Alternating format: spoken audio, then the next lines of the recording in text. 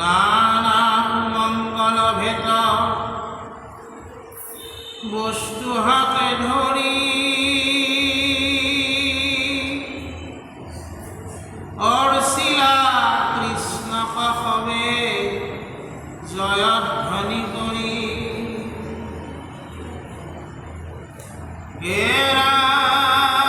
অনন্তরে অন্তে কাপুর যতনারী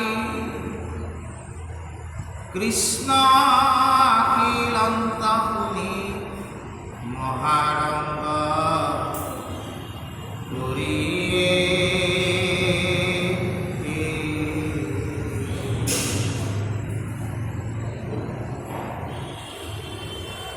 প্রফুল্ল নয়নে হবে দীপঘট ধরি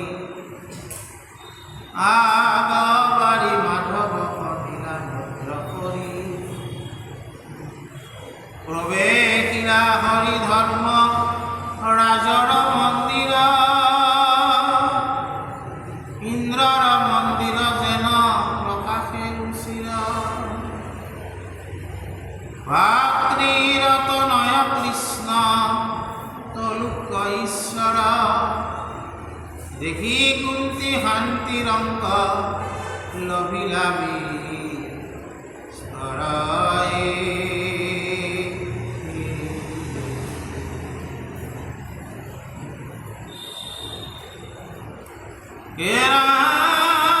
সুভদ্রা দ্রৌপদী খমে গৈলা আগবাৰী কুলৰ উপদীপ বাপ আখিলা হাবুলি আলিঙ্গিলা হাবতী কৃষ্ণক বাহু মেলি দেৱতাৰ দেৱতা ঈশ্বৰ বুদ্ধি কৰিয়ে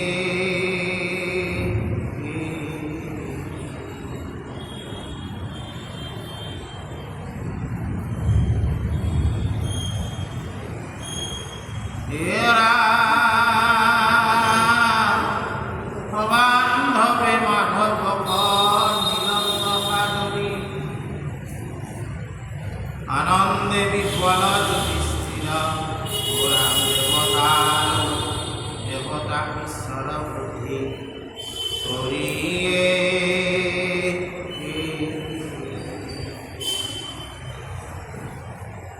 আনন্দে বিফল যুধিষ্ঠির মহারাজা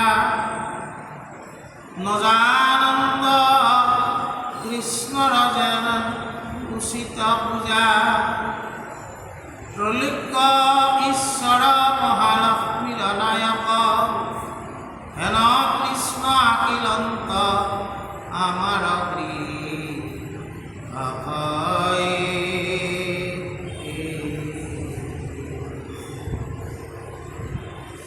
দেৱা বন্ধুসকল আৰু মোৰ আই মাতৃসকল, আজি আমি দশম স্কন্ধৰ যিটো অধ্যায় ইয়াত পঢ়া হৈছে, এই অধ্যায়টো ৰাজা যুধিষ্ঠিৰৰ প্ৰাৰ্থনা ৰাজহু যজ্ঞ কৰাৰ নিমিত্তে ভগৱন্ত কৃষ্ণই সন্মতি প্ৰদান কৰাৰ অৰ্থে ইন্দ্ৰপ্ৰস্থলৈ আহিছে। ইন্দ্ৰপ্ৰস্থ হ'ল যুধিষ্ঠিৰৰ ৰাজধানী, আৰু আহোঁতে কি হৈছে, আমাৰ মহাপুৰুষ মাধৱদেৱ গুৰুজনে যেনেকৈ গুৰু প্ৰতিমাত লিখিছে, দৰ্শনে পাপ বিনা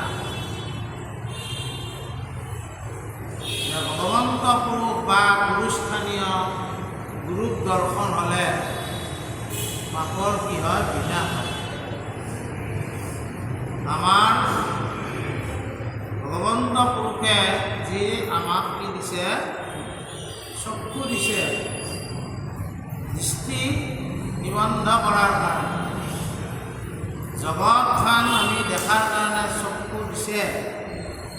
কিন্তু আমি প্ৰাৰ্থনা কৰিব লাগে ভগৱন্তৰ ওচৰত, যাতে তোমাকো আমি দৰ্শন কৰিব পাৰোঁ, তোমাৰ ভক্তকো আমি দৰ্শন কৰিব পাৰোঁ, আমি আমাৰ গুৰুকো দৰ্শন কৰিব পাৰোঁ। গতিকে কি কাৰণত দৰ্শন কৰিব লাগে? যে দৰ্শনে পাপ বিনাশ। গুৰুক দেখিলে, ঈশ্বৰক দেখিলে, ভকতক দেখিলে পাপৰ কি হয়? বিনাশ হয়। আপুনি এজন ভকতক দেখিলে আপোনাৰ মুখৰ পৰা এটা শব্দ ওলাল, কৃষ্ণ, আৰু এই শব্দটোৱে ক্ৰিয়াত্মক হয়। আপোনাৰ সেই মনটো কি কৰে? এটা যদি কিবা বেলেগ মনো আছিল সলনি কৰি দিয়ে। আমাৰ দিয়াটো আজি কৈছে যে কি হৈছে? ভগৱন্ত মুকুন্দৰ দৰ্শনে সকলোৰে পাতক নোহোৱা হয়, আৰু সকলোৱে সেইকাৰণে আনন্দ অনুভৱ কৰিছে। ঘৰে ঘৰে কি কৰিছে? শাৰী শাৰী হয় সকলোৱে দৰ্শনৰ কাৰণে ৰৈ আছে, আৰু ভগৱন্ত কৃষ্ণ আটাইতকৈ ভাল বস্তুটো উপহাৰ দিয়াৰ কাৰণে হাতে হাতে লৈ আছে। তাৰপিছত কি কৰিছে? এনেকৈ তেওঁক অৰ্চন কৰিছে, বন্দন কৰিছে, দীপ ঘৰ ইত্যাদিৰে, আৰু ভগৱন্ত পুৰুষ এনেকৈ ইন্দ্ৰপ্ৰস্থৰ ভিতৰত সোমাইছে। ইন্দ্ৰপ্ৰস্থৰ ভিতৰ পাওঁতে এতিয়া সকলোৱে কৈ আছে ভগৱান কৃষ্ণ,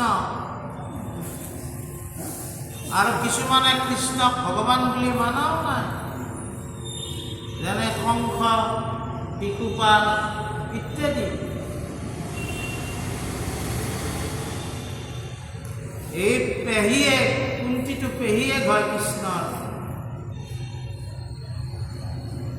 কুন্তী যেতিয়া ভগৱন্ত পুৰুষৰ প্ৰৱেশ ঘটিছে, তেওঁ আনন্দ পাইছে। আপোনালোকেও আনন্দ পায়। যেনেকৈ আনন্দ পায়, সাধাৰণতে আপোনাৰ ভাই ল'ৰা এটাই যদি ভাল কাম কৰে, আপুনি অলপ আনন্দ পায়, কাৰণ সেইটো স্বামীৰ ঘৰত গৈ ভাল লাগে, নালাগে জানো? অলপ লাগাতকৈ বেছিকৈহে কয় আপোনালোকে। তুলনামূলকভাৱে কি হয় যে আমাৰ ঘৰৰ ভাই ল'ৰাটো ডাক্তৰ হৈছে, ভাই ল'ৰাটো ইঞ্জিনিয়াৰ হৈছে, ভাই ল'ৰাটো এজন ভাল অধ্যাপক হৈছে, এইবিলাক ভাল কথাৰ গৌৰৱ কৰি ভাল পায়। কুন্তীৰো মনটো তেনেকুৱা লাগিছে যে জগতৰ ঈশ্বৰ মোৰ ভাই ল'ৰা। যি কি নহওক, তেওঁ জগতৰ ঈশ্বৰ হ'লেও কি হ'ব? দৈৱকীৰ ল'ৰা, দৈৱকী নন্দন বুলিয়ে কয়। আৰু মহাপুৰুষ মাধৱদেৱ গুৰুৱে তেনেকৈ লিখিছে যশোদাৰ কথা, কহয় মাধৱ মাই কিনো তপ খাইলা, জগত পতি হৰি ৰাখোৱা।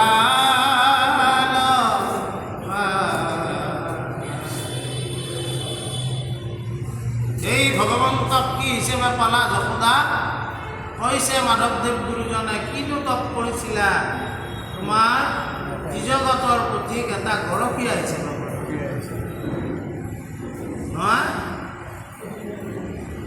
গতিকে কুন্তীৰো আনন্দ লাগিছে, যদিও তলুকৰ ঈশ্বৰ কিন্তু মোৰ ভাল্যৰা। গতিকে কুন্তী সেই আনন্দতে কৃষ্ণৰ আগফালে আগবাঢ়ি গৈছে আৰু কৃষ্ণক সাবত মাৰি ধৰিছে।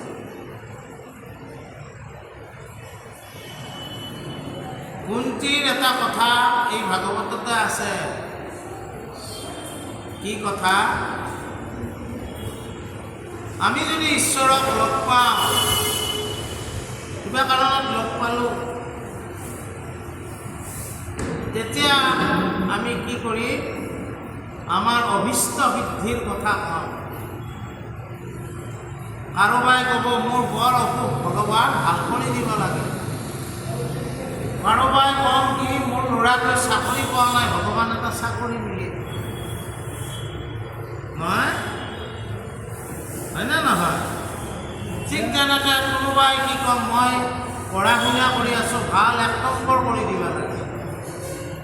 আমি এইবিলাক কথা কওঁ। কিন্তু কুন্তীয়ে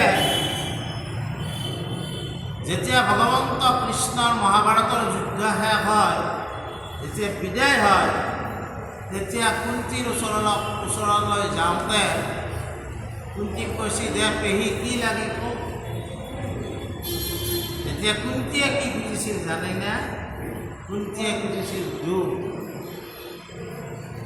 তুমি মোক দুখ দিবা, কাৰণ দুখত থাকিলেহে তোমাক মই স্মৰণ কৰিব যাতে ইচ্ছা হয়।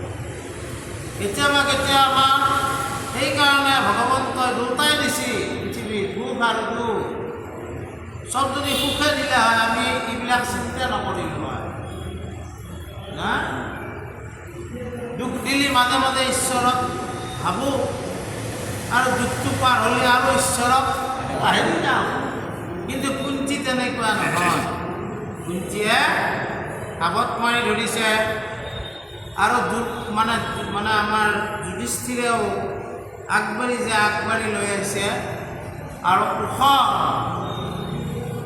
খাটত মানে সিংহাসন পৰা থাকেতো, সেই খাটক লাগি যেতিয়া কৃষ্ণ আহিছে মানে যুধিষ্ঠিৰে সাপ্তা মাৰি ধৰিছে। তাৰপিছত কি হৈছে যে যুধিষ্ঠিৰৰ এনে এটা ভাৱ হৈছে, যুধিষ্ঠিৰে জানে কৃষ্ণ ভগৱান বুলি, কিন্তু যেতিয়া মহাভাৰতৰ যুদ্ধ শেষ হয় বুজা, তেতিয়া যুধিষ্ঠিৰে সিংহাসনত যেতিয়া আৰোহণ কৰিব, তাৰে আগে আগে ভাবিছে যে মই যোনখন সিংহাত আৰোহণ কৰিম, এই সিংহাখন মই কি কাৰ্যৰ বিনিময়ত পালোঁ? 100জন মোৰ ভাই মাৰিহে মই এইখন সিংহাসন। এই সিংহাসনৰ কাৰণে মোৰ 100জন ভাইৰ কি হ'ল? মৃত্যু হ'ল, আৰু কত সৈন্যৰ মৃত্যু হ'ল। কি হ'ব মই এইখন পালি? বুজা না? তেওঁৰ দুখ আহিছিল, আৰু দুখ আহোঁতে কৃষ্ণ বুজাব যাওঁতে কৃষ্ণক একেবাৰে মানে তেওঁৰ কথা নুশুনো বুলি কৈছে। তোমাৰ কাৰণে মোৰ আজি এত অৱস্থা, তুমি আৰু মোক কথা ক'ব নাহিবা। এতিয়া কৃষ্ণ কাৰ দ্বাৰাই বুজাইছিল?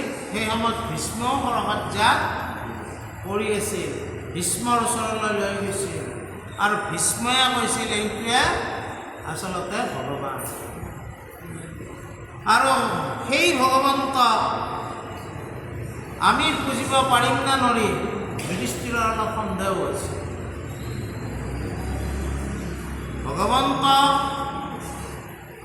আমি পূজাৰ কাৰণে আমি আচলতে সামৰ্থ্য আমাৰ আছে কি নাই, এই এটা প্ৰশ্ন। কাৰণ ভগৱন্ত কেনেকৈ তুষ্ট হয় আমিতো নাজানো। এটা তুলসী পাততো ভগৱন্ত তুষ্ট হ'ব আৰু সোণা বানা দিলেও তেওঁ তুষ্ট নহয়। কি হ'ব লাগিব? ভক্তিযুক্ত। যুধিষ্ঠিৰৰ সন্দেহ হৈছে যে এই তৈলক্যৰ ঈশ্বৰক আমি বুজিব পাৰিম কি নোৱাৰিম। নাগাৰাৰ নামবিলাক আগতে ধুনীয়াকৈ জোৰণি নাম গাইছিল, আজিকালি অলপ সলনি হৈছে। কিদিয়া পুজিব হৰি, কিদিয়া পুজিব প্ৰভু, চৰণ তোমাৰ, ব্ৰহ্মাণ্ডৰ যত বস্তু সবেও তোমাৰ, যিমান বস্তু এতিয়া কি দিম তোমাকতো আমি দিবলৈ একোৱে নাই, আমিতো নিজে একো সৃষ্টি কৰিব নোৱাৰোঁ। ভগৱন্ত আজি ধৰক 1 কেজি মুখ কিনিলে মুখটো কোনে সৃষ্টি কৰিছে? তেওঁৰে সৃষ্টি, জগতত আছে কাৰণেহে পাইছোঁ। কি দিম তেওঁ? প্ৰথম পুষ্পটো তেওঁৰ সৃষ্টি। প্ৰথম পুষ্পৰ নাম ইন্দ্ৰিয় দমন। ইন্দ্ৰিয়বিলাকক দমন কৰাটোৱে প্ৰথম পুষ্প বুলি কৈছে। এইবিলাক নাগাৰণ্য মাজতে বৰ্তিপুৱাকৈ গাইছিল। তেওঁক পাঠক আৰু অন্যান্য পাঠকেও গাইছিল। বাৰু যি নহওক, গতিকে যুধিষ্ঠিৰৰ অলপ সন্দেহ হৈছে যে আচলতে এই ত্ৰৈলোক্যৰ ঈশ্বৰ ভগৱন্ত কৃষ্ণ আমি বুজিব পাৰি কি নোৱাৰি। তাৰপিছত কি হ'ল? হে ৰাম হেন কৃষ্ণ অখিলন্ত আমাৰ গৃহক সাধনে, হে ৰাম ত্ৰৈলোক্য ঈশ্বৰ মহালক্ষ্মীৰ নায়ক, পৰম উৎসৱ অভিলন্ত পাঞ্চ ভাই, সাদৰে পুজিলা মাধৱ বৰদুয় পাৱই।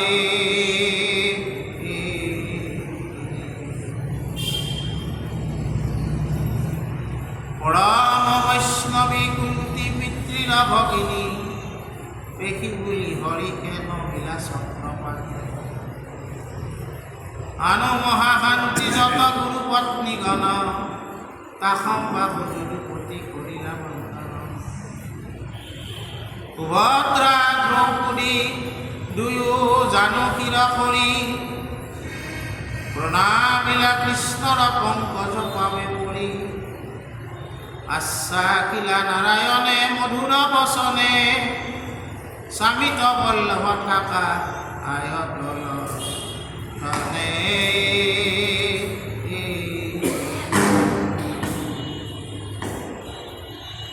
কুন্তি নিগদতি শুনা সুভদ্ৰা দ্ৰৌপদী, কৃষ্ণ পত্নীগণে মানে আনিও সম্বোধি।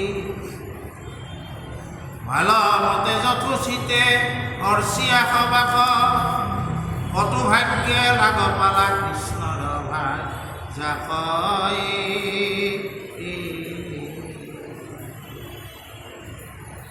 আকুৰ বচনে দুয়ো সতী চলি গইলা, মধুৰ বচনে যাই মিনতি ভাকিলা। আখিও ৰুক্মিণী সত্য ভৱানাম্বৱতী, মিত্ৰ বৃন্দা কালিন্দী লক্ষ্মী লক্ষণা নাগ্ন জিতি।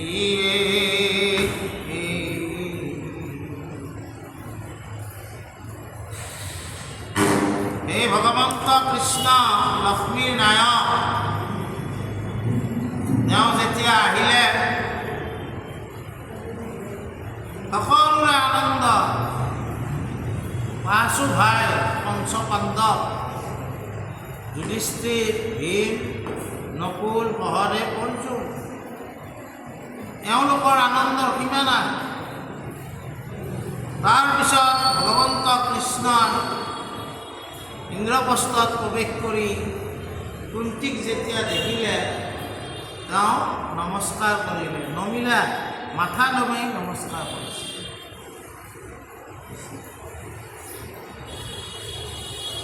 মানে কৃষ্ণ আমাক আদৰ্শ দেখাইছে কি জ্যেষ্ঠজনক আমি মাথা নমাই প্ৰণাম কৰিব লাগে। জ্যেষ্ঠজনক প্ৰণাম কৰিলে সদায় মাথাটো দমাই ফেলে কৰিব লাগে। ভগৱন্ত কৃষ্ণই নিজেও কৰিছে আৰু কাক কৰিছে? যিবিলাক তেওঁতকৈ ডাঙৰ বয়সত সেইসকলকো তেওঁ পত্নীসকলকো আনকি নমস্কাৰ কৰিছে। আৰু কুন্তীয়ে দ্ৰৌপদী আৰু সুভদ্ৰা অৰ্জুনৰ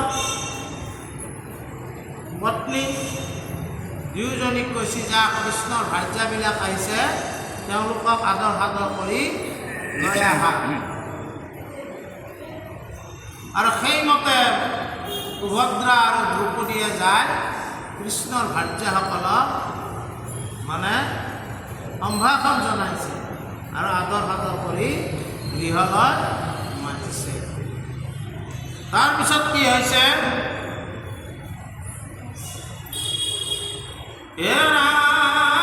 যত কৃষ্ণ পত্নী আছা সবেও আখিও, আমাৰ জন্মন আজি সফল কৰিও, জানিল কৃষ্ণৰ দয়া আশয় আমাক, শুনি আছো যে মই আজি দেখিলো তাক। ৰুক্মিণী প্ৰমুখে যত কৃষ্ণৰ মহিষী, ধ্ৰুপদীক সুভদ্ৰাক প্ৰশংসিলা হাকি, বকিলাগন্তে কপুৰ হৰিষে প্ৰচুৰ, অন্য অন্যে প্ৰিয় বাৰ্তা কুশিলা ঘূৰাই।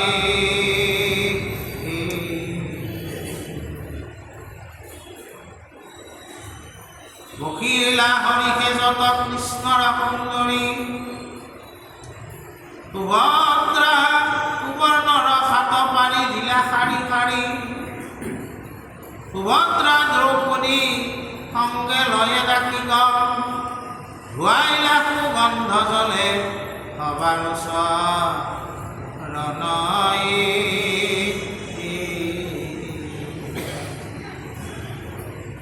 দিব্য বস্ত্ৰ অলংকাৰে দিব্য পুষ্পমালা, সিন্দুৰ চন্দন গন্ধে সভাকো বন্দিলা, ভক্ষ ভোজ্য বস্তু যত দিলা অনুপাম, এই মতে সভাকো কৰিলা বহু মানয়ে।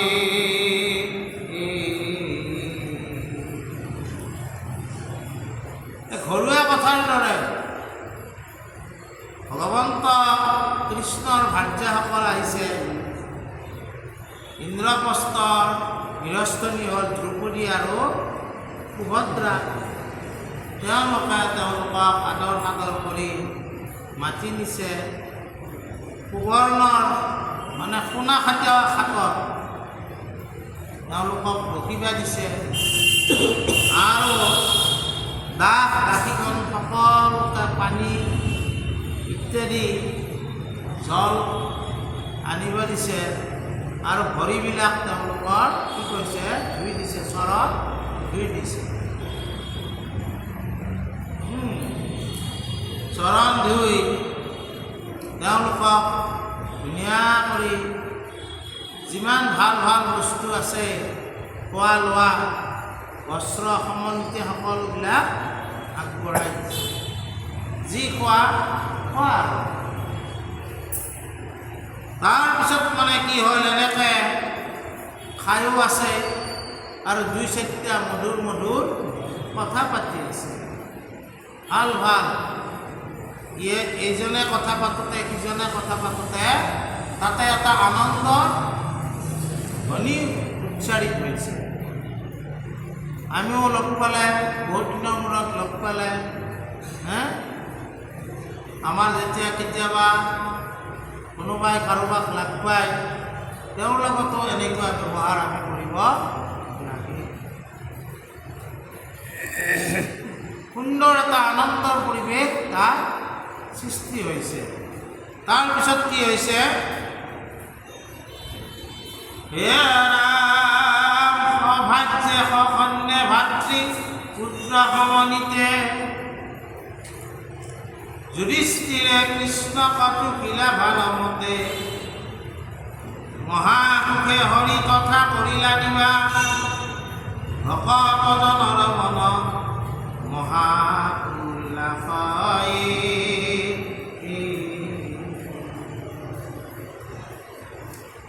নিতে অভিনৱ স্নেহ বাণে পাণ্ডৱৰ বান্ধৱে হৰি কথা ধন্ত মাধৱৰ কতদিনত অহিত আচন্ত যদুপতি পৰম হৰিকে পুত্ৰ ভাৰ্যা মম নীতিয়ে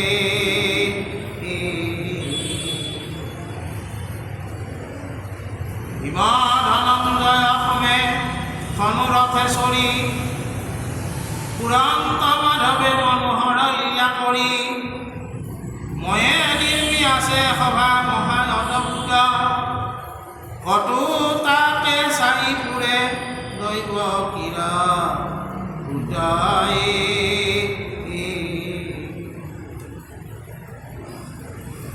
পাণ্ডৱক প্ৰশংসা কৰন্ত ঘনে ঘনে যুধিষ্ঠিৰ সম ৰাজা নাই ত্ৰিভুৱনে পাণ্ডৱৰ স্নেহ নিতে বাৰন্তে খেজাই স্বপ্নটো কৃষ্ণ বিনে আন চিন্তা নাই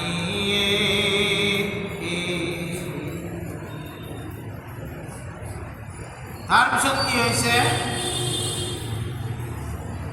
যুধিষ্ঠিৰে তেওঁলোকৰ কৃষ্ণ ভাৰ্যা ভাতৃ পুত্ৰ আৰু যিবিলাক সৈন্য গৈছে সকলোকে তেওঁ ভালদৰে সম্ভাষণ কৰিছে। আজি কি হয় মন্ত্ৰীৰ লগত অহা যিকেইটা গাৰ্ড থাকে তাতে ভোকাত বিহাই কৰিব লাগে, কিন্তু ভগৱন্ত কৃষ্ণৰ ভাগৱতত আমি কি পাইছোঁ তেওঁৰ লগত অহা সৈন্যবিলাককো তেওঁ কি কৰিছে, তেওঁলোকে যেনেকৈ আপ্যায়ন গ্ৰহণ কৰিছে সৈন্যসকলেও সেই আপ্যায়ন গ্ৰহণ কৰিছে। আজিকালি অৱশ্যে চৰকাৰ এই ক্ষেত্ৰত অলপ ভাল হৈছে আগত কয়, মানে কিয় ভাল হৈছে আজিকালি পেকেট লাঞ্চ পায় নহয়, সেই লাঞ্চটো দি দিয়ে হয়নে, আগতে এইটো ব্যৱস্থা নাছিল। আজিকালি অৱশ্যে চিপাহী চম্পৰীকো সময়ে সময়ে দেই, কৃষ্ণও দিছিল। এই আমি আচলতে ভাগৱতনো আমি কিয় চাব লাগে, কৃষ্ণ চৰিত্ৰ আমি কিয় শুনিব লাগে, এই চৰিত্ৰবিলাক শুনি শ্ৰৱণ কৰিব লাগে আৰু এই চৰিত্ৰবিলাক আমি আমাৰ জীৱনত প্ৰয়োগ কৰিব লাগে।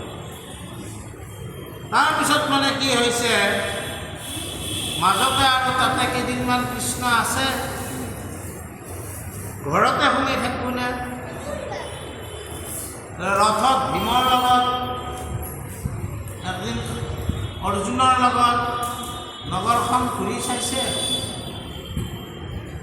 খুব সুন্দৰকৈ সজাইছে বুজা না, সুন্দৰকৈ সজাই পৰাই তুলিছে। আৰু তাৰপিছত ভগৱন্ত পুৰুষে সেই নগৰখন কোনে সজাইছে, তাৰমানে বিশ্বকৰ্মা এজন দেৱতাসকলৰ ইঞ্জিনিয়াৰ আৰ্কিটেকচাৰ চব বিশ্বকৰ্মা বুলি কওঁতে আজিকালি অৱশ্যে ইঞ্জিনিয়াৰবিলাকৰ বহুত ভাগ আছে, কোনোবা চিভিল, কোনোবা ইণ্টেৰিয়ৰ ডেকৰেশ্যন কৰিব, আৰ্কিটেকচাৰ বেলেগ, বিশ্বকৰ্মা চব, বিশ্বকৰ্মাৰ তাতে চব থাকে। আৰু এটা আছে তেনেকুৱা বিশ্বকৰ্মাৰ সম, এইটো দেৱতাৰ অসুৰবিলাকৰ হাতৰ নাম মই দানৱ, তেওঁ কৰিব পাৰে, তেওঁৰো সামৰ্থ্য আছে। আৰু ইন্দ্ৰপ্ৰস্থখন ময়ে কৰিছোঁ বুজা না, তেওঁ কৰিছে। তাৰপিছত মানে কি হয় কৃষ্ণই প্ৰশংসা কৰিছে, খুব ধুনীয়া হৈছে, আমাৰ ইন্দ্ৰপ্ৰস্থৰ দৰে ধুনীয়া ঠাই দেখিবলৈ পোৱা নাযায়। কৃষ্ণই এনেকৈ তেওঁলোকক প্ৰশংসা কৰিছে। আমাৰ অসম চৰকাৰে দেখা নাই জাপানৰ প্ৰধানমন্ত্ৰী নে কোনোবা হয় বুলি ৰাস্তাত অনা আম লাগাম উচিত পিছে নাহি নহয় কথাটো কিয় কৰিছিল মানে ভাল দেখো কিন্তু সেইটো আৰু ভাল কৃষ্ণক ভাল দেখাবাক লাগি নহয় সঁচায়ে কৰিছে বুজা না ঠিক তেনেকৈ মানে ভগৱন্তক একবাৰ ভীমে ঘূৰাই লৈ ফুৰিছে তাৰপিছত কি হৈছে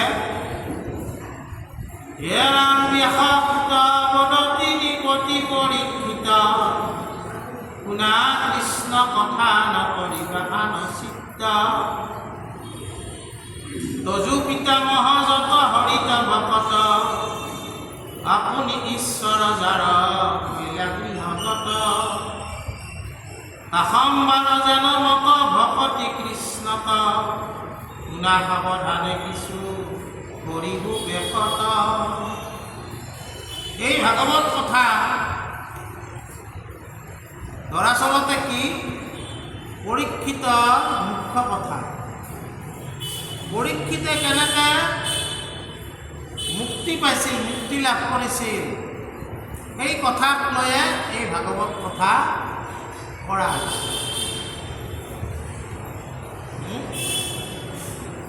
আৰু সেইকাৰণে কৈছে যে হে পৰীক্ষিত সাৱধানে তুমি কৃষ্ণ কথা শুনিয়া বেলেগ ফালে তোমাৰ মনটো নিদিবা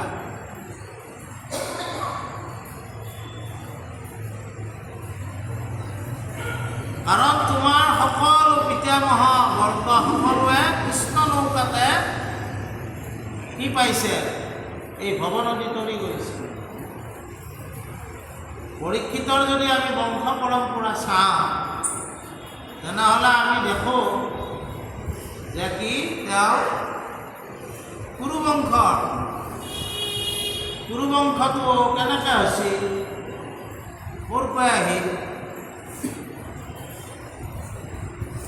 দুষ্মন্ত ৰাজা তাৰপিছত আহিল ভৰত ৰাজা তাৰপিছত আহিল শান্তনু ৰজাৰ দিনত তেওঁৰ ল'ৰা এটা তেওঁ গংগাক বিয়া কৰিলা নহয় শান্তনু ৰজাই গংগাৰ পাৰত দেখা পালা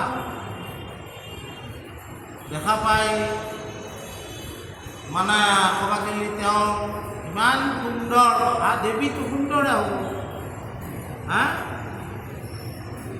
তেওঁ যায় অলপ মানে প্ৰপ'জ কৰিলে আজিকালিৰ ভাষা গংগাই ক'লা কি মোৰ এটা শব্দ আছে তোমাৰ লগত মই বিয়া হ'ম কিন্তু তুমি মোক একোটা বাধা দিব নোৱাৰিবা বোলে হ'ব কি বাধা দিবা এই বুলি 7টা জন্ম পোৱাৰ লগে লগে পানীত পেলাই আছে নহয় এইবিলাকতো জানে আপোনালোকে 8 নম্বৰটো পেলাব ওলাওঁতে তেওঁক ক'লা এইটো তুমি কি কাম কৰি আছা তই মোক প্ৰশ্ন কৰিলি তেতিয়াহ'লে এইটো লওঁ আৰু মই যাম এই বুলি গংগা পানীত নামি ক'ত পাই গংগা কা কথাটো বুজা নাই এতিয়া মানে তেওঁ এতিয়া কি হ'ল তেওঁৰ ভাৰ্য নোহোৱা হ'ল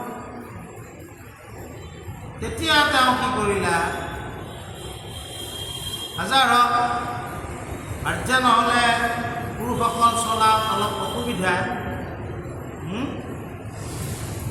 এনেই যদিও পুৰুষ বুলি কয় যত গৃহবাস ভাৰ্যৰেহে দাস ভাৰ্য নহ'লে পুৰুষ অলপ চলাত অসুবিধা পায়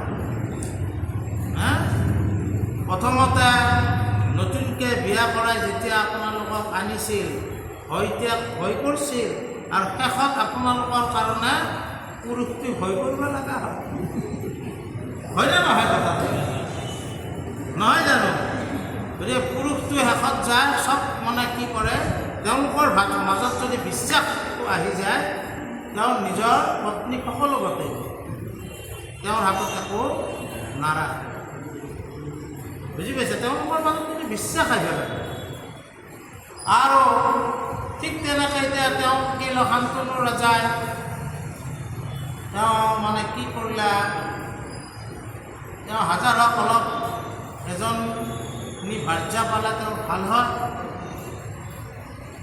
এইবুলি এইবাৰ তেওঁ মানে মৎস্যগন্ধা, আগতে মৎস্যগন্ধা নাম আছিল, পৰাশৰ ঋষিৰ তেওঁক মানে কি কৰিলে, বৰ দিলে।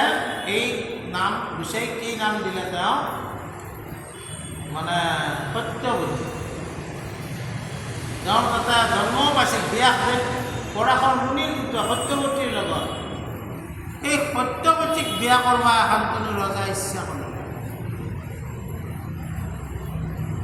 শান্তনু ৰজাই যেতিয়া ইচ্ছা কৰিলে, তাৰপিছত গ'ল। তেওঁৰ দেউতাকে মাছমৰীয়া মানুহ। দেউতাকে ক'লা কি, তোমাক তাতে মোৰ আপিটো বিয়ে দিলে কি হ'ব? তোমাকতো এটা ল'ৰা আছে, কিহে ৰজা হ'ব? মোৰ ছোৱালীটোৰ পৰা যিবিলাক সন্তান হ'ব, তেওঁলোকেতো ৰাইজ শাসন নাপাব, তোমাক তাতে বিয়া নিদিওঁ। আৰু যদি কথা দিয়া তাক ৰজা নাপাতো বুলি, তেতিয়াহ'লে বিয়ে।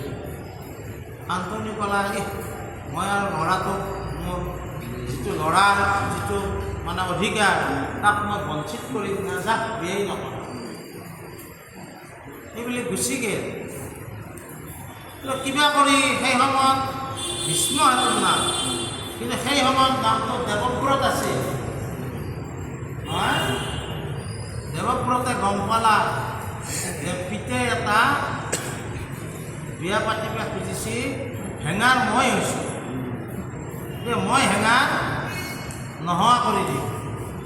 এই বুলি তেওঁ মাছমৰীয়াৰ ওচৰত গ'ল। যাই ক'লা কি যে আমাৰ পিতৃ তোমাৰ কন্যাক মোৰ মাতৃ হিচাপে বিচাৰিছে, নাই দিব নোৱাৰি, তুমিহে ৰজা হ'বা।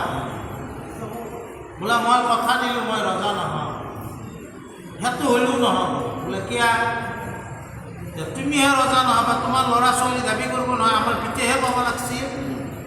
এই এখন যুদ্ধৰ বাহা হ'ব। ঠিক আছে, মই তেতিয়াহ'লে মই বিয়া নকৰোঁ। সেইদিনাৰ পৰাই দেৱব্ৰত নাম গুচি কি হ'ল, ভীষ্ম হ'ল, প্ৰতিজ্ঞা কৰিলে। ভীষ্ম এজন কি ভাগৱতে তেওঁ ক'ত স্থান দিছে, ভীষ্ম 12 বৈষ্ণৱত স্থান দিছে। 12 বৈষ্ণৱৰ ভিতৰত ভীষ্ম এজন বৈষ্ণৱ। গতিকে ভীষ্মই তাৰপিছত কি হ'ল, তাৰপিছত তেওঁলোকে মানে কি কৰিলে, বিয়া হ'ল। তেওঁলোকৰ দুটা সন্তান জন্ম পালা, কি চিত্ৰবীৰ্য আৰু বিচিত্ৰবীৰ্য। কিন্তু বিধিৰ বিপাক, বিধি কয় কাৰণে কোনো কাৰো প্ৰতি অন্যায় কৰিব নালাগে। কাৰণ আপুনি নাজানে নিয়তিবা আপোনাক লাগি কি থৈ দিছে। এতিয়া ভাবিলে কি, মাছমৰীয়াই ভাবছিল কি যে মোৰ আপাই ৰাজসিংহাত বহিব। ভীষ্ম সেইকাৰণে ভীষ্ম প্ৰতিজ্ঞা কৰিলা। কিন্তু বিধিৰ বিপাক কি হ'ল, চিত্ৰবীৰ্য বিচিত্ৰবীৰ্য ৰাজসিংহাত নবহোঁতে স্বৰ্গ চলি গুচি গ'ল। বিধি কি কৰিলা, তুমিহে ইচ্ছা কৰিছিলা, কিন্তু বিধি কি কৰিলা। নিয়তি আমাৰ ক্ষেত্ৰত কি সিদ্ধান্ত লৈছে আমি নাজানো। সেইকাৰণে আমি কোনেও তাৰমানে কি কৰিব নালাগে, অন্যায় কাম কৰিব। তাৰপিছত এতিয়া ডাঙৰ কথা হ'ল, সত্যৱতী ক'লা কি, বাপা ভীষ্ম তুমি বিয়া কৰাবা, নহ'লে এইটো আমাৰ উত্তৰাধিকাৰী কোনেও নাই, ৰাজসিংহাসনত কোনে বহিব। মায়ে এইটো কথা মই কৰিব নোৱাৰি, বুজা নাই। কাৰণ মই প্ৰতিজ্ঞা কৰিছোঁ, কি হ'ব তেতিয়া।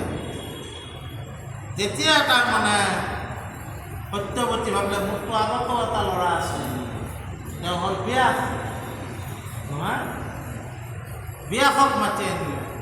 ব্যাস মুনি যিয়ে ভাগৱত ৰচনা কৰিছে, মাতি আনোতে ক'লা যে মাতৃ মোক কিয় মাতিলা। বোলে বাপা তুমি এটা ডাঙৰ কাৰ্য সাধন কৰিব লাগে, তুমি মোৰ পুত্ৰ, তোমাৰ দ্বাৰাই আমাৰ বংশটো ৰক্ষা কৰি দিবা। বুজা নাই।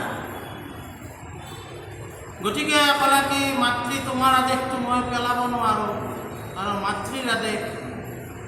গতিকে চিত্ৰ বীৰ্য বিচিত্ৰ বীৰ্য এই পত্নী দুটাক ক'লা কি যে এই ব্যাসৰ লগত তোমালোকে সন্তান উৎপন্ন কৰিব লাগে, বুজা নাই? আৰু তেতিয়া মানে কি হ'ল, প্ৰথমজনীয়ে তাৰমানে চকু মুজি দিছে, ব্যাসৰ ৰূপ দেখা পায়, ভয় লাগছি, দাঁড়িয়ে চাৰিয়ে জতাই চতাই। দ্বিতীয়জনী ভয়তে হেতা পৰি গেছে। তাৰপিছত ব্যাস লৈ আহিল, বাপা কাৰ্য সাধন হ'লনে? বোলে মাই হ'ল, কিন্তু এটা ডাঙৰ কথা, দুটা সন্তানে ভাল নহ'ব। প্ৰথম সন্তানটো অন্ধ হ'ব, দ্বিতীয় সন্তানটো হেতা হ'ব। এই হেতু হ'লে নহ'ব, ৰজা হ'লেতো পূৰা ভাল মানে লাগিব যে তুমি আকৌ এবাৰ চেষ্টা কৰিব লাগে। তেতিয়া এই ৰাণী দুটাই ভয়তে গাখীৰটোক পঠাই দিলে। দুই বাপাও হাতৰ কাষত বুজা না? পঠাই দিওঁতে কি হ'ল, ধৃতৰাষ্ট্ৰ জন্ম পালা। পাণ্ডু মানে হেতা, হালধীয়া বৰণক হেতা বৰণক পাণ্ডু কিৰণ কৰিব। তাৰপিছত আৰু বিদুৰ মহামন্ত্ৰী বিদুৰ জন্ম পাইছে, বুজা নাই? গতিকে আচলতে এই বংশটোৰ পৰম্পৰাটো এনেকৈ আহিছে, ব্যাসৰ পৰা আৰম্ভ। তাৰপিছত ধৃতৰাষ্ট্ৰৰ 100 পুত্ৰ হ'ল, আৰু পাণ্ডুৰ 5টা। এই পাণ্ডুটো নিজৰ নহয়, আৰু পাণ্ডু সাপ পালা নহয়, কৰ্দম ঋষি। গতিকে কি হ'ল, সূৰ্যক আবাহন কৰোঁতে কৰ্ণ কুন্তীৰ পৰা হ'ল, ইন্দ্ৰক আবাহন কৰোঁতে অৰ্জুন, আৰু বায়ুক আবাহন কৰোঁতে ভীম, যমক আবাহন কৰোঁতে যুধিষ্ঠিৰ, অশ্বিনী কুমাৰক আবাহন কৰিলে মাতৃও শিকিলে, এয়া বাইদেউ মোকো শিকাই দিয়া। এতিয়া কি হ'ল, নকুল আৰু সহদেৱ এনেকৈ আহি মানে এতিয়া মানে কি বংশলতা আহিল ক'ত, অৰ্জুনৰ পৰা আহিল কি হ'ল, সুভদ্ৰা, অভিমন্যু হ'ল। অভিমন্যুৰ পিছত অভিমন্যু বিয়া কৰলা উত্তৰা, উত্তৰাৰ গৰ্ভত এই পৰীক্ষিত ৰাজা। এই বংশলতাটো তেনেকৈ আছে। আৰু এই সমস্ত পৰীক্ষিতৰ আগৰ যিমানবিলাক তেওঁলোকৰ বংশৰ লোক আছে, চবে ভগৱন্ত কৃষ্ণক ভক্তি কৰা। সেইকাৰণে সুকে কৈছে, হে পৰীক্ষিত, তুমিও কিন্তু কৃষ্ণৰ কথা একান্ত চিত্তে শুনিবা। কিহৰ কাৰণে? কাৰণ তোমাৰ পিতামহবিলাক চবেই কৃষ্ণ ভকত আছিল, আৰু সেইকাৰণে তেওঁলোকে ভগৱন্ত কৃষ্ণক ভীষ্মই যেনেকৈ দেখা পাইছিল, চিনি পাইছিল, আৰু পৰীক্ষিতৰ জন্মটো ঠিক তেনেকুৱাই। পৰীক্ষিতৰ দৰে ভাগ্য নাই বুলিয়ে ক'ব পাৰি। আমি দিনে ৰাতি নাম গুণ গাই ঈশ্বৰ দৰ্শন হোৱাৰ কাৰণে চেষ্টা কৰি আছোঁ। পৰীক্ষিতে যেতিয়া জন্ম পোৱা নাছিল, উত্তৰাৰ যেতিয়া গৰ্ভত আছিল, তেতিয়া অস্বস্থমাই ব্ৰহ্মাস্ত্ৰ মাৰি দিছিল নহয়, গোটেই বংশটো শেষ কৰিব লাগে। কৃষ্ণই কি কৰিছে, অৰ্জুনক কৈছে ব্ৰহ্মসায়ক আশ্ৰয় দি দিয়া। আৰু আজিকালিও তাৰমানে যেনেকৈ এই মিছেল গিলা কোনোবাখানে যদি মাৰে, ইখান দেখাই মিছেলটো ধৰি পেলাই সাগৰৰ মাজতে নষ্ট কৰি দিয়ে। সেইটো যদি ব্ৰহ্মাস্ত্ৰ, সেইটো হ'ল ব্ৰহ্মসায়ক। মই আমাৰ হাতীসত্ৰক লাগি আমাৰ এক শিষ্য এজন, তেওঁ যাই পেলাই কাটাৰত থাকে। মই বোলো এই হেৰিয়ে ইৰাণৰ যুদ্ধত কাটাৰত সোমাই পেলাইছিল, কি কৈছা তোমালোকে? বোলে সাগৰৰ মাজতে শেষ কৰি যায়। বুজা না? ব্ৰহ্মহায়ক অস্ত্ৰ এৰি দিলে অৰ্জুনে, কিন্তু আহি তাৰমানে উত্তৰৰ গৰ্ভৰ কাষ পালাই নহয়। তেতিয়া কৃষ্ণ কি গৰ্ভৰ ভিতৰে যায়, গদা ধৰি এই অস্ত্ৰক প্ৰতিৰোধ কৰিছিল। আৰু গদা ধৰাৰ যিটো মানে ক'ব গ'লে মুকুন্দ আঙুলিটো ভগৱান কৃষ্ণ, তেতিয়া পৰীক্ষিতে দেখা পাইছে কম ভাগ্য গৰ্ভতে যিজনে ঈশ্বৰক দেখা পাইছে। তেওঁক কৈছেহে তুমি ভালকৈ কৃষ্ণ কথা শুনা, আৰু এই কৃষ্ণ কথাই তোমাক কি দিব? মুক্তি দিব। হয়, নিয়তিত আছিল পৰীক্ষিতে হাত পাব লাগে, নিয়তিত আছিল, নিয়তি লিখি থৈছিল, পৰীক্ষিতেতো হাত পাব নালাগিছিল। কিয় পালে? নিয়তি সেইটো থৈ দিছে। পৰীক্ষিত এজন বৈষ্ণৱ, তেওঁ বৈষ্ণৱৰ কিছুমান কাম নহয়, যেনে জাল মৰা, এই ফান পাতা, এইবিলাক কাম বৈষ্ণৱে নকৰে। বুজি পাইছে নে নাই? এইবিলাক বৈষ্ণৱে নকৰে। বৈষ্ণৱে নকৰে যদি পৰীক্ষিত বৈষ্ণৱ হয়, বিঘা কৰিব কিয় যাব লগা? তেওঁতো যাব নালাগিছিল। তেওঁ কিয় গে? সাৱধান, আমিও নাম গাই আছোঁ, আমিও সকলো কৰি আছোঁ, কিন্তু আমি ভগৱানক প্ৰাৰ্থনা কৰিব লাগে যাতে আমাক কলি নাপায়। কলি কিন্তু ঘূৰি আছে, কলিৰ যুগ নহয়, কলি আমাক পাবাকলৈকে ঘূৰি আছে। কিয় পালা কলি? মানে পৰীক্ষিতে ভাবাটো নালাগিছিল। আজি অলপ ঘটনাকে কৈছোঁ, হয়নে? পৰীক্ষিতে কিয় কলি পালা? আমাৰ এটা সহজ সৰল গাঁৱত এটা কথাৰ প্ৰচলন আছে, শুনা ধৰাবাও নালাগে, শুনা পাবাও নালাগে, কাৰণ সুবৰ্ণত কলি থাকে। কলিক যি 5টা স্থান দিছিল, সেই শুনাও স্থান, শুনাত থাকে। শুনা বৰ দামী বস্তু, কিন্তু কাৰোবাৰ ঘৰত যদি শুনা দেখা পায়, হাতেদি নচুব। যদিহে চুৱে, কলিক কিন্তু ঘৰত লৈ যাব, সাৱধান। তাৰপিছত পৰীক্ষিতে বাচিব নোৱাৰিলে, আৰু আপুনি মই কৰোঁতেই পাইছে। বুজি পাইছে না নাই? বাচিব নোৱাৰি। পৰীক্ষিত ৰাজাৰো কি হৈছিল জানেনে? যেতিয়া তেওঁক ৰাজা পাতিলে, ৰাজা যেতিয়া পাতে, আমাৰ আজিকালি ঘৰগিলা নাই হেনে, আগতে ঘৰগিলাকত আপোনালোকে পাচি, এইবিলাক আপোনালোকে পাচি আতাল বুলি কয়। আতাল মানে চিলঙা। শুৱালকুছিৰ বেছিভাগ মানুহৰ বাঁহৰ চিলঙা আছে, বৰ ধুনীয়া বাঁহ। বাঁহগিলা কাঠতকৈও বাঁহ, এইগিলা তাৰমানে মাৰ বান্ধি অহা বাঁহ, পানীত ভাহি আহে, গতিকে কটকটীয়া হৈ যায়। গুড়াই বুলি কয় নহয়। তাৰপিছত বাঁহৰ চিলঙা আছিল, আতাল বুলিও কয়। আৰু চোৰৰ সৈতে আগে সিজিখানা চোৰ নাছিল, আছিল না নাই? ঘৰত তলৈ দি সিজিখানে আতালত থৈ দিয়ে বস্তুবিলাক। আৰু আগতেতো আৰু মানুহৰ কিমান বস্তু নাছিল, কাৰোবাৰ এটা এটা ট্ৰাংক আছিল, গড্ৰেজ চড্ৰেজ কাৰো নাছিল।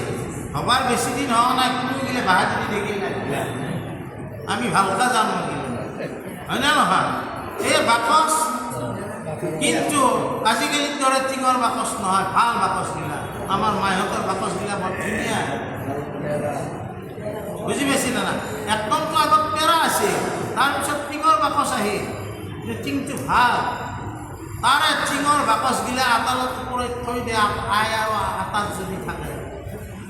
আৰু মাজে মাজে আমি গেলে চাওঁ আই বাকচটোত কি আছে চাওঁ, কিছুমান মূল্যৱান বস্তুও থাকে। ঠিক তেনেকৈ পৰীক্ষিতেও একবাৰ এনেকৈ ঘূৰিব গ'ল, যায় এটা মানে আনু চানু লাগি আছে, এটা বাকচ, এই বাকচটো মই চোৱা নাই, কিবা আছে ইয়াতে, মোৰো আটাহঁতে বা কি ৰাখি থৈ গৈছে,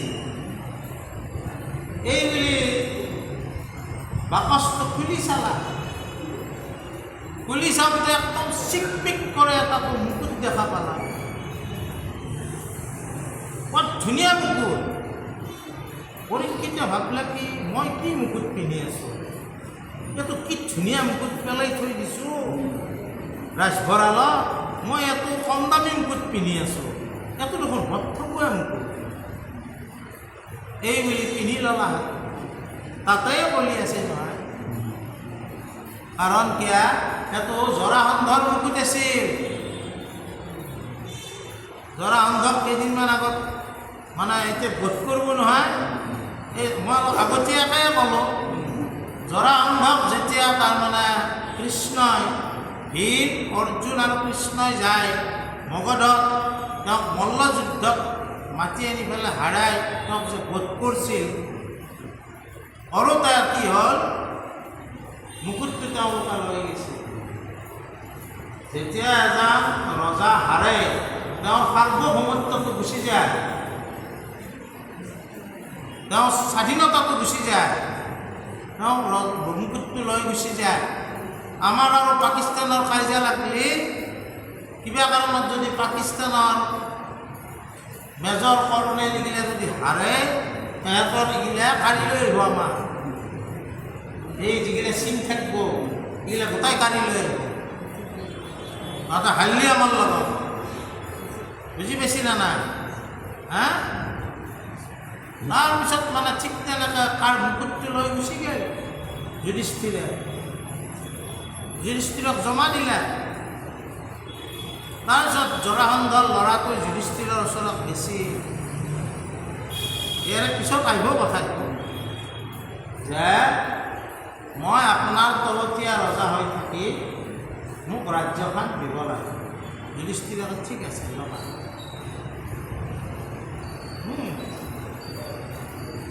তেতিয়া ক'লা কি মোৰ এতিয়া পিতাৰ মুকুটটো দিয়া। সহদেৱে ভিতৰৰ পৰাই মাত দিছে, এটো মুকুট নাপাবি নহয়, কাৰণ তোৰ দেউতাৰে আছিল মানে 3 ষ্টাৰ, তই 1 ষ্টাৰহে, কাৰণ তই পৰাধীনহে নহয়, কথাটো 3 ষ্টাৰ নাপাবি, বুজা নাই? গতিকে নিজে এটা মুকুট বনাই ল, তোৰ পদবী যদিও ৰজা, তই আমাৰ তলতীয়া ৰজা, তোৰ পিতেৰে কিন্তু স্বাধীন ৰজা আছে, স্বাধীন ৰজাৰ মুকুটটো নাপাবি। যুধিষ্ঠিৰে দিবা খুজিছিল, সহদেৱে দিবা নিদিয়া। সেই মুকুটটোৱে এই মুকুট পিন্ধি ল'লা নহয়, পিন্ধি ল'লা। আপোনালোকে কাণত গলত যি এলাইছে তাকে এলাই থাকক, কাৰোবাৰ এক পালাই দেয়, সেইযোৰ মোৰ কাণত ভাল নহয়, কলিহে আহিব। কথাটো বুজি পাইছি না? পিন্ধাৰ লগে লগে ৰজাৰ ইচ্ছা গ'ল, কলি পালা নহয়, কলি পালিয়ে তাৰমানে উৎপত্তিয়ে কাম কৰিব ইচ্ছা যায়। এনেই মানুহ স্থিৰ হৈ থাকে, ভক্তবিলাকো স্থিৰ হৈ থাকে, কিন্তু যদি কলিৰ প্ৰভাৱ পৰে সেই ভক্ত অস্থিৰ হৈ যায়। কক গেল মৃগয়া কৰিব, কি দৰকাৰ লাগছে মৃগয়া কৰিব যাবা, বৈষ্ণৱ মানুহ এজন গেল। যাওঁতে তেওঁ ইমান জ্ঞানৰ অধিকাৰী, ঋষিটোৱে যে ধ্যান কৰি আছে শ্ৰমিক মুনি, তাকো বুজি নাপালা। কিয় নাপায়? বুজি নাপায় যেতিয়া অহংকাৰ হয়, যেতিয়া অহংকাৰ লাগিব তেতিয়া আপুনি একো বুজি নাপায়, বুজা নাই? মই জম্বুদ্বীপৰ অধিপতি, সকলোৱে মোক তাৰমানে সমীহ কৰে, তোমাৰ দৰে সাধাৰণ দেখি এটাই মই আহোঁতে পানী দিয়া, পানীৰ পূজাটো বেলেগে কথা, তুমি গুৰুত্বই দিয়া নাই, ইয়াত মই কি কৰিব পাৰোঁ? খং উঠছি, বুজা নাই? খং উঠলি কি কৰোঁ আমি? মোৰ অপজিটজনক কি কৰিব চাওঁ, তেওঁক তাৰমানে মই লাজত পেলাব চাওঁ। কেনেকৈ তাৰমানে মই কৰোঁ, এই বুলি চাওঁতে এডাল মৰা সাপ পালা, তাকে ধনুৰাগিৰি আনি পেলাই গলত পেলাই দিলে। সাপ দন্তীয় হতকৰা সাপ সাপ, তাৰে উল্টে আপুনি কি হ'ল, কালিপ্য হতকৰা সাপ সাপ, সাপৰ সলনি সাপ, এইটো অভিশাপ, এইটো তক্ষ। তাৰপিছত ল'ৰাটো চিংগি মুনি আহি দেখা পায় পিতৃৰ অৱস্থা দেখা পায়, সাপ দিলে। 7 দিনৰ ভিতৰতে তক্ষকাটো দংশন কৰে। যাই গোটেই শিষ্যই খবৰ দিলে, পিছত শ্ৰমিক মুনি সাপ পালা। দ্বিতীয় শিষ্যই খবৰ দিলা, পৰীক্ষিতে তেতিয়া খুলছি নহয়, তেতিয়া স্থিৰত আছে, মই ভুল কাম কৰিছোঁ, ঠিক আছে। ইয়াৰ পিছত পৰীক্ষিতে ভাবিলা যে মইতো 7 দিনৰ ভিতৰত মৰিম, মৰণাসন্ন মনুষ্যৰ কৰ্তব্য কি কৰিলে কৰিব লাগে। আমি আচলতে চবে মৰিম 7 দিনত। মই যদি মৰোঁ একদিন নহয় সোমবাৰে মৰিম, নহ'লে মঙলবাৰে মৰিম, নহ'লে বুধবাৰে মৰিম, বৃহস্পতি শুক্ৰ শনি ৰবি এইকেইটা দিনৰ ভিতৰতে মই মৰিম। কোনে 8 দিনত মৰে, চবে 7 দিনত মৰে। আৰু আমি চবেই মৰণাসন্ন। এই ৰাতিপুৱা সূৰ্যটো উদয় হৈছিল নে নাই? আৰু এতিয়া অস্ত গেল নে নেকি? তাৰমানে কি হ'ল, মৰণক লাগি আমি একদিন আগবাঢ়িলোঁ। যেইদিনত মৰিব লাগিছিল তাৰে একদিন শেষ। এনেকৈ সদায় শেষে হৈ আছে, আয়ু শেষে হৈ আছে। আমি চবেই মৰণাসন্ন। জন্ম যদিও পাইছোঁ, জ যুগ ন যুগ ম, জন্ম ন মানে গতি, কক লাগি মৰণক লাগি, মৰবাক লাগি আমি গতি কৰি আছোঁ। বুজা নাই? এই মৰণাসন্ন মনুষ্যৰ কৰ্তব্য কি? এই মৰণাসন্ন মনুষ্য এই জীৱনত ঈশ্বৰৰ কথা শুনিব লাগে। ঈশ্বৰৰ কথা শুনিলে কি হয়?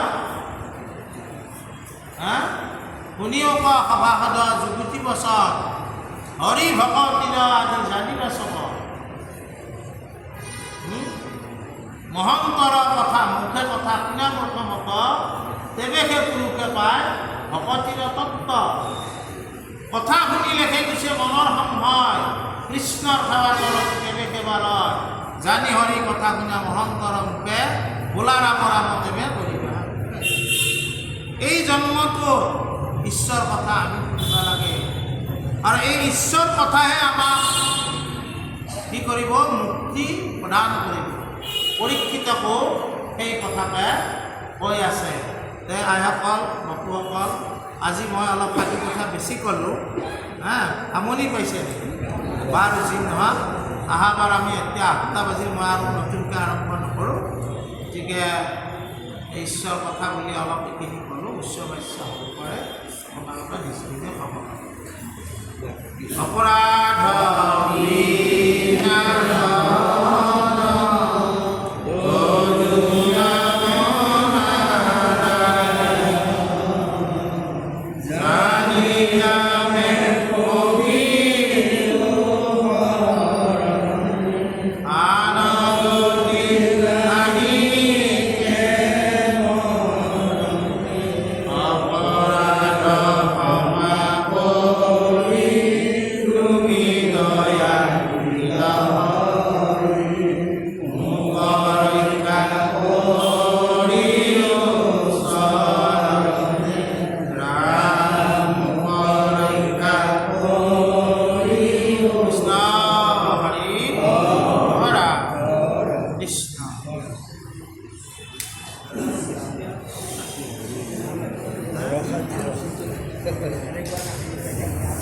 হয় কাহিনী বুলি আজাতে ইমান